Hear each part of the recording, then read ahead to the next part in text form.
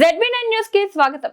కేంద్రంలో బీజేపీ ప్రభుత్వం తెచ్చిన 4 లేబర్ కోడ్లను రద్దు చేయాలని, విద్యుత్ సవరణ చట్టం 2025, బీబీజీ రామ్జీ చట్టం, విత్తన సవరణ బిల్లు, ఎల్ఐసిలో 100% విదేశీ పెట్టుబడులను అనుమతించడం లాంటి ప్రమాదకర నిర్ణయాలను ఉపసంహరించుకోవాలని డిమాండ్ చేస్తూ కార్మిక, ప్రజా, రైతు వ్యతిరేక విధానాలను వెనక్కి తీసుకోవాలని కోరుతూ ఫిబ్రవరి 12న జరిగే దేశవ్యాప్త సార్వత్రిక సమ్మెలో కార్మిక వర్గం మొత్తం పాల్గొని జయప్రదం చేయాలని కోరుతూ IIFTU ఆధ్వర్యంలో గోదావరికని 2A ఇంక్లైన్ వద్ద IFTU రాష్ట్ర అధ్యక్షులు ఐ కృష్ణ కార్మికులను కలుస్తూ సమ్మె ప్రచారం చేశారు. ఈ సందర్భంగా మాట్లాడారు.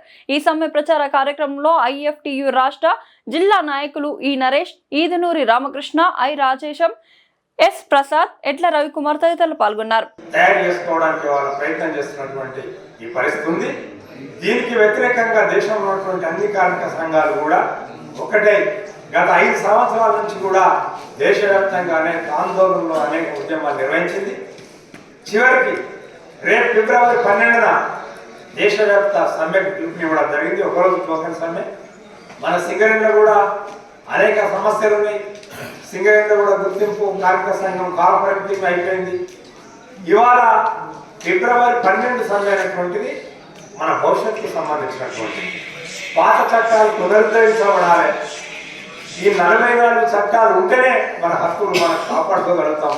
కేంద్రం తీసుకొచ్చినటువంటి ఈ 4 లేబర్ కోడ్స్కు వ్యతిరేకంగా రేపు దేశవ్యాప్తంగా కార్మిక వర్గం గుర్తించబోతుంది. కనుక సింగరేణి కార్మికులు కూడా, సింగరేణిలో ఉన్నటువంటి అన్ని కార్మిక సంఘాలు కూడా ముక్త కంఠంతో డిమాండ్ చేస్తున్నాయి కేంద్ర ప్రభుత్వాన్ని. ఖచ్చితంగా మన కార్మికులుగా మన చట్టాలు దాటుదాం. ఆ ఒకరోజు సమ్మెలో మనం అందరం పాల్గొందాం.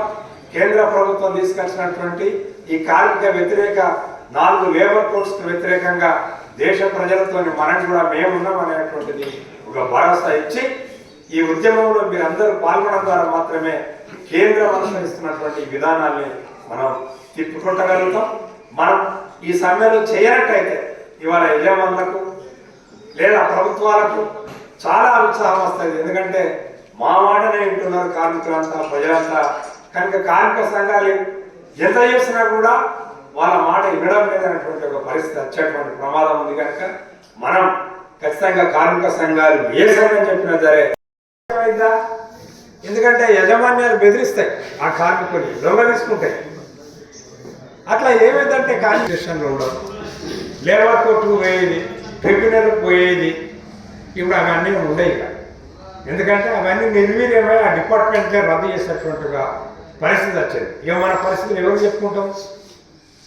ఎవరు తీరువాలి? యజమాని తీరుస్తాడా? తీరువాడు. మళ్ళీ ప్రజల నుంచి, కార్మికుల నుంచి తిరుగుబాట్లు, ఉద్యమాలు అనేటువంటివి కూడా తథ్యం. మరి ఇవన్నీ ప్రభుత్వాలు ఎందుకు ఆలోచిస్తలేవు?